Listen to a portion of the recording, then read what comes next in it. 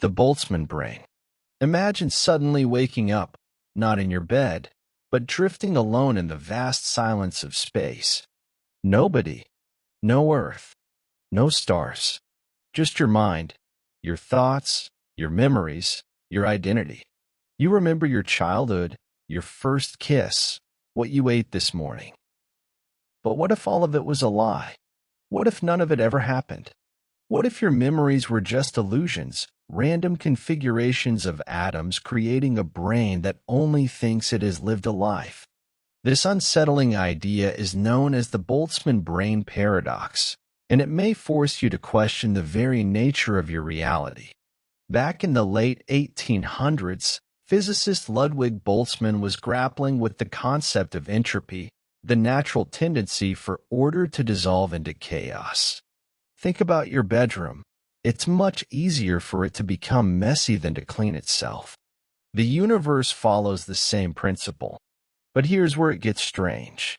In an infinite universe, given enough time, anything that can happen, no matter how unlikely, will happen. Just like 1,000 monkeys randomly banging on keyboards would eventually type out Shakespeare, a random scattering of atoms could, by sheer chance, assemble into something meaningful. Now imagine two possibilities. Scenario 1. The universe, with its billions of galaxies and trillions of stars, unfolded from the Big Bang over 13.8 billion years to create the reality you're living now. Scenario 2.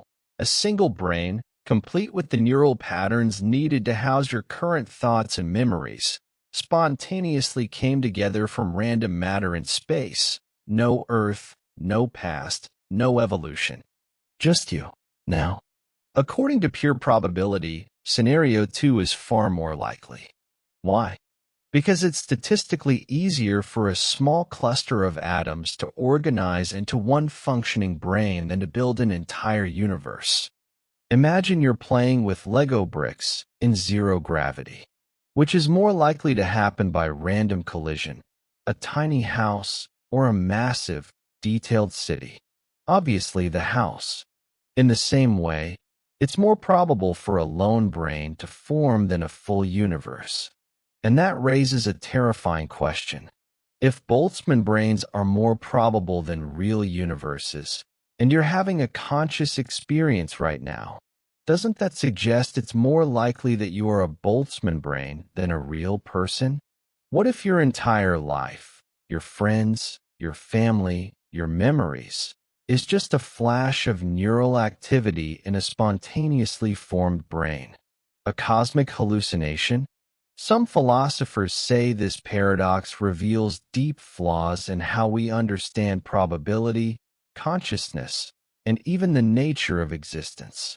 Others believe it hints at more profound truths, perhaps that consciousness itself exists independently of physical reality, or that our model of the universe is fundamentally incomplete. But here's the strange comfort in all of this. Even if you are a Boltzmann brain, you'd never know. There's no way to prove your reality is real or isn't. So why not live as though it is? Because in this very moment, your experiences are all you have. Whether they're grounded in a vast, ancient universe or just the fleeting thoughts of a brain that formed seconds ago in space, they feel real. And maybe that's enough. The overview effect. A shift in perspective. Picture yourself floating in space, high above the Earth. Surrounding you is the vast black canvas of the cosmos. Below, our planet glows in blue and green. No lines, no borders, no divisions, just one delicate sphere suspended in endless darkness. This profound realization is known as the overview effect, a transformative shift in awareness reported by astronauts who've seen Earth from space. It's not just about being awestruck by a beautiful view. It's a cognitive and emotional awakening. It redefines how they see humanity, nature, and life itself. What is the overview effect? Coined by space philosopher Frank White in the 1980s, the term emerged through conversations with astronauts who, upon seeing Earth from orbit, experienced a powerful internal change. Political, religious, and cultural conflicts faded in significance. What they saw wasn't a collection of nations, but a single, unified ecosystem floating in the void. From space, Earth looks small, fragile, and breathtakingly interconnected. This perspective tends to awaken a deep sense of responsibility, empathy, and a drive to protect our shared home. A moment that changed the world. One of the most iconic expressions of this effect came in 1968, when the crew of Apollo 8 captured the famous Earthrise photograph. It was the first time humanity saw its planet from beyond. A blue marble rising above the barren moon, quiet, isolated, beautiful. That image became a symbol of the environmental movement and a powerful reminder of our planet's vulnerability. Why it changes people. To understand the emotional weight of the overview effect, imagine you've lived your entire life in a tiny village, believing it's all there is. Then, one day, you climb a mountain and see countless other villages, rivers, and forests. Your world expands. Your problems seem smaller. You realize you're part of something larger. That's what happens to astronauts. Only instead of seeing a neighboring village, they see all of humanity, bound together on one planet. This experience often permanently shifts their values, sparking a commitment to peace, unity, and environmental stewardship. A call to protect our shared home. Dr. Edgar Mitchell, astronaut from Apollo 14, described his experience as a sudden global consciousness. He saw the intricate web of life and felt a deep dissatisfaction with how we treat the Earth. After returning, he became a passionate advocate for sustainability and change. The overview effect isn't just about beauty, it's a moral awakening. It reminds astronauts, and all of us, that Earth is the only home we have, and its survival is intertwined with our own. Beyond borders and labels, from space, distinctions like race, nationality, and religion vanish. What's left is a singular human identity, one species, one home. This challenges the way we define ourselves and encourages a broader sense of belonging, not to a country, but to the Earth itself. This shift in identity, from I and mine to we and ours, is what makes the overview effect so profound. It dissolves separation and inspires collective responsibility, bringing the overview effect down to earth. While most of us will never leave the planet, we can still embrace this perspective. Looking at photos of Earth from space, walking through nature, and learning about our planet's interconnected systems can evoke a similar sense of awe and unity. The overview effect urges us to live with more awareness, to understand that every choice we make affects others and the planet we all depend on. It's a reminder that Earth doesn't belong to any one person, but to all of us. A perspective we desperately need in a time of environmental crisis, political polarization, and social division. The overview effect offers clarity. It pulls us out of our small arguments and reminds us of the bigger truth. We are all in this together. Earth is our only home. Its beauty, its fragility, and its life systems are worth protecting, not just for us, but for every future generation. The overview effect calls us to move beyond ego and division, and toward empathy, unity, and shared purpose. Because from out there, in the silence of space, you don't see chaos. You see one planet, one people, one chance to get it right. The Mandela Effect. When memory and reality part ways, imagine a strange phenomenon where millions of people remember something the same way, yet it's completely wrong. A memory so vivid and shared that it feels undeniably real, even though it never happened. This curious psychological twist is known as the Mandela Effect. The term was coined by Fiona Broome in 2009 after she discovered that countless people, including herself, distinctly remembered Nelson Mandela dying in prison during the 1980s. The only problem? He was released in 1990 and lived until 2013. That's when the deeper question emerged. How can so many people share the same false memory? A collective glitch in the system. Think of memory as a vast library, not organized by a single librarian, but written and edited by millions of people all at once. Over time, these editors influence each other's stories. Facts blur, details merge, and fiction gets mistaken for truth. It's like playing a game of telephone with memories instead of whispers, except this game stretches across countries, cultures, and decades. Famous Mandela Effect examples: the Monopoly Man. Picture him. A fancy suit, top hat, and a monocle? Most people swear he wore one, but he never did. Fruit of the Loom. Many remember its logo with a cornucopia spilling fruit. But the cornucopia never existed, only the fruit. These aren't isolated mistakes, they're shared illusions. It's as if we're remembering a painting that was never actually created. Why our brains do this? Psychologists have a few compelling explanations. Confabulation. Our brains hate gaps. So when details are missing, the mind fills them in with what makes sense. Like a painter restoring a faded mural, it adds strokes that feel right, even if they're not original. Social reinforcement. When others share our memory, it validates and strengthens our belief, even if it's false. Like a friend backing up your childhood memory, it feels more real the more it's echoed. Wilder theories. Some people take the Mandela Effect further, suggesting glitches in reality, alternate timelines, or parallel universes, where different versions of history coexist and sometimes overlap. These theories, while speculative, reflect something deeper, our need to make sense of why reality and memory sometimes don't line up. The deeper lesson: the Mandela Effect reveals something profound. Memory is not a perfect recording, but more like an impressionist painting full of feeling, atmosphere, and broad strokes rather than crisp detail. Each time we recall something, we're not hitting play on a recording. We're rebuilding the memory from scratch, often reshaping it without realizing it. A shared human experience. What makes the Mandela Effect so fascinating is that it's not just about getting facts wrong. It's about how we're wrong together. These false memories become part of a collective story, woven into our culture.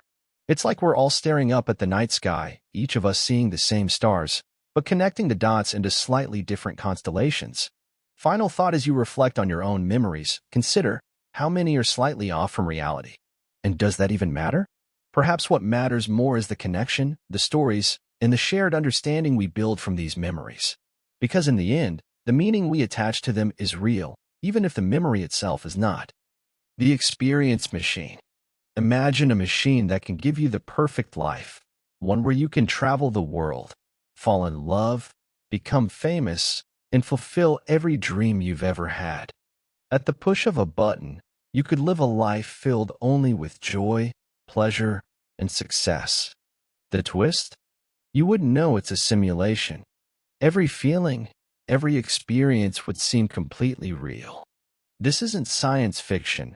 It's a philosophical thought experiment called the experience machine, proposed by philosopher Robert Nozick in 1974. He used it to challenge a popular belief known as hedonism, the idea that the ultimate good in life is pleasure, and that happiness is all that really matters. But here's the catch. Once you're plugged in, you lose all awareness that it's a machine. Everything you experience will feel vivid and real, but it will all be an illusion, a simulation crafted by the machine to make you feel like you're living your best life. So here's the question. Would you plug in? At first glance, the offer seems irresistible. If happiness is the highest goal, then why not live a life filled with endless joy, free of pain, disappointment, and failure? If the machine can simulate everything you desire, why wouldn't that be enough? But Nozick's point was precisely to challenge this thinking. He asked whether pleasure alone is enough, or if we value something more than just feeling good. Is life really about endless satisfaction? Or do we crave authenticity, real relationships, genuine growth, and the sense of accomplishment that comes from facing real challenges? Imagine being able to write the script of your life like a movie. You could decide to wake up tomorrow as a brilliant artist, a billionaire entrepreneur, or the hero of a perfect love story. No heartbreak, no setbacks, just the smooth, flawless path to happiness. The experience machine. Imagine a machine that can give you the perfect life, one where you can travel the world, fall in love, become famous, and fulfill every dream you've ever had. At the push of a button, you could live a life filled only with joy, pleasure, and success. The twist? You wouldn't know it's a simulation. Every feeling, every experience would seem completely real. This isn't science fiction. It's a philosophical thought experiment called the experience machine, proposed by philosopher Robert Nozick in 1974. He used it to challenge a popular belief known as hedonism, the idea that the ultimate good in life is pleasure, and that happiness is all that really matters. But here's the catch. Once you're plugged in, you lose all awareness that it's a machine. Everything you experience will feel vivid and real, but it will all be an illusion, a simulation crafted by the machine to make you feel like you're living your best life. So here's the question: would you plug in? At first glance, the offer seems irresistible. If happiness is the highest goal, then why not live a life filled with endless joy, free of pain, disappointment, and failure? If the machine can simulate everything you desire, why wouldn't that be enough? But Nozick's point was precisely to challenge this thinking. He asked whether pleasure alone is enough, or if we value something more than just feeling good. Is life really about endless satisfaction? Or do we crave authenticity, real relationships, genuine growth, and the sense of accomplishment that comes from facing real challenges? Imagine being able to write the script of your life like a movie. You could decide to wake up tomorrow as a brilliant artist, a billionaire entrepreneur, or the hero of a perfect love story. No heartbreak, no setbacks, just the smooth, flawless path to happiness. The spotlight effect. You're not being watched, at least, not that closely. Imagine walking into a busy cafe. You've accidentally spilled a few drops of coffee on your white shirt. Instantly, it feels like everyone is staring at you, laser-focused on the stain. Your heart races, your face warms. You're sure you're the center of attention. But here's the truth: you're not. This feeling is known as the spotlight effect, a psychological phenomenon where we tend to overestimate how much others notice about us, whether it's our mistakes, our appearance, or even our successes. Why we feel so exposed? We each live at the center of our own universe. Our minds act like a personal camera crew, tracking our every move. So when something embarrassing or noticeable happens, it feels like the whole world must have seen it too. But everyone else is living inside their own mental movie, focused on their own problems, flaws, and insecurities. You're not under a spotlight, because they're standing under their own. The Barry Manilow t-shirt experiment in 1999, psychologists Thomas Gilovich and Kenneth Savitsky coined the term after a study in which college students were asked to wear an embarrassing t-shirt featuring singer Barry Manilow into a room full of peers. Before entering, the students estimated that about half the people would notice. In reality, only about 25% did. What felt huge and humiliating to the person wearing the shirt barely registered with others. Everyone's watching themselves. Think of your life like a movie. You're the star. Your emotions, your thoughts, your worries, they're all center stage. But every person around you is starring in their own film. While you're stressing over that coffee stain, they're replaying their awkward encounter or their embarrassing mistake. You're in their background scene at most, and often not even that. A story of misplaced attention takes Sarah, a public speaker who once stumbled briefly during a presentation. She was sure her credibility had crumbled. Days later, she still couldn't stop thinking about that moment. But when she asked audience members what they remembered, no one mentioned the stumble. They recalled her message, her passion, not the imperfection that haunted her. You're not being judged as much as you think. The spotlight effect teaches a freeing lesson. You are both more and less important than you believe. More important in your own internal world. Less important in the minds of others, not because they don't care, but because they're focused on themselves. That awkward silence in the meeting? Forgotten. That mismatched outfit you wore? Barely noticed. The mirror that only you see. Think of the spotlight effect like a magnifying mirror. It shows your flaws in exaggerated detail, but no one else is looking through that mirror. Recognizing this can be empowering. It's not a call to stop caring about how we carry ourselves, but an invitation to be kinder to ourselves, to drop the weight of imagined judgment and embrace a more grounded self-awareness. Let go of the spotlight as you lie down tonight. Let go of the invisible spotlight. You don't need to perform for the world. Just like the stars shine without worrying who's watching, you can move through life with less self-consciousness and more self-acceptance. The spotlight effect is just a trick of the mind. And once you see through it, you'll realize you were never really on stage to begin with. The infinite hotel paradox. Imagine a hotel with an endless number of rooms, literally infinite. No matter how many guests arrive, there's always space for one more. While such a place couldn't exist in the physical world, this idea, known as Hilbert's Infinite Hotel, is a thought experiment that stretches the boundaries of how we understand infinity. First introduced by mathematician David Hilbert, This paradox explores concepts of space, logic, and the bizarre properties of infinite numbers. Although the idea is fictional, thinking about it helps us grasp how infinity behaves in ways that defy everyday reasoning. Checking in even when it's full. Picture this. You arrive at Hilbert's Hotel, a structure so vast it stretches beyond imagination. But there's a catch: every single room is occupied. That sounds like a problem, right? Not in this hotel. The manager calmly explains, no problem. I'll just move the guest in room 1 to room 2, the guest in room 2 to room 3, and so on. With each person moved up one room, room 1 becomes available, ready for you to check in. Despite being full, the hotel can always accommodate new guests. That's the strange and fascinating nature of infinity. No matter how many are already inside, there's always room for more. Welcoming an infinite crowd. Let's raise the stakes. What if a bus pulls up with infinite passengers? Easy, says the manager. We'll move each current guest to double their room number. Room 1 goes to room 2, room 2 goes to room 4, room 3 goes to room 6, and so on.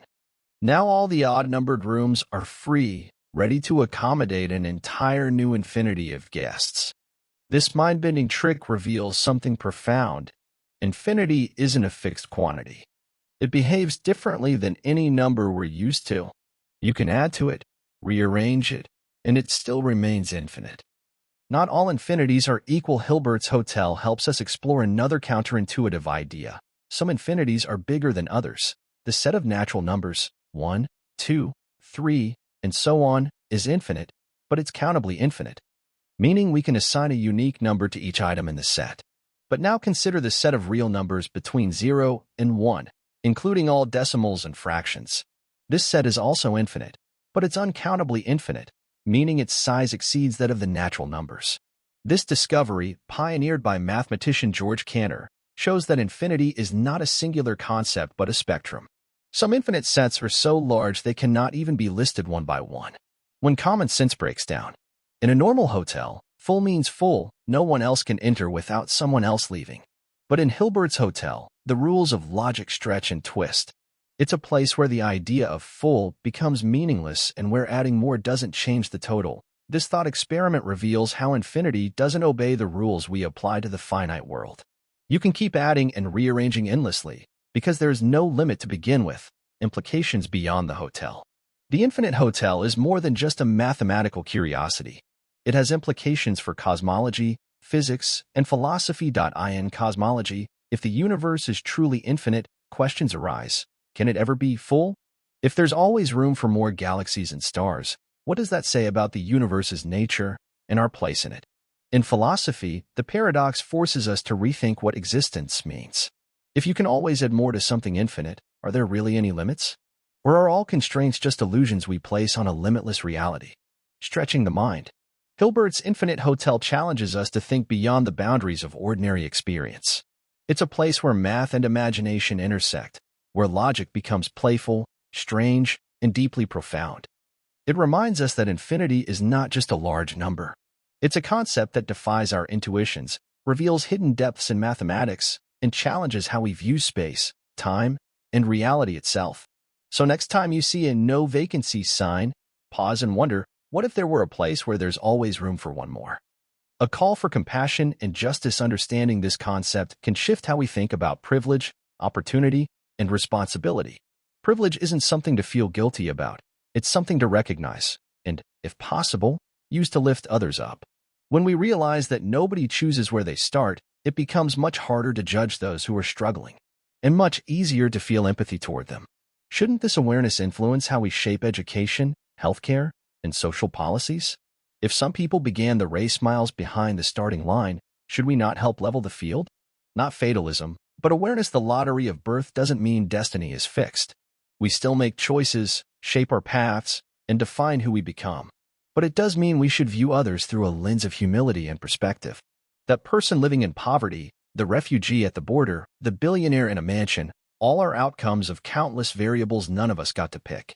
The bigger message in the end, This theory urges us to treat people not based solely on where they are, but with an understanding of how they got there. Our success or struggle is never just about personal decisions, it's also about the invisible starting point we were given. So the next time you reflect on your life or judge someone else's, remember, none of us chose to enter the game, but we can choose how we play it and how we treat those playing with a harder hand. The lottery of birth, a game we never chose to play. Imagine, before entering this world, you were handed a cosmic lottery ticket, a ticket that would determine everything about your life, where you'd be born, to whom, in what time period, with what opportunities, privileges, and limitations. This is the essence of the lottery of birth, a powerful philosophical idea that questions our assumptions about merit, success, and justice.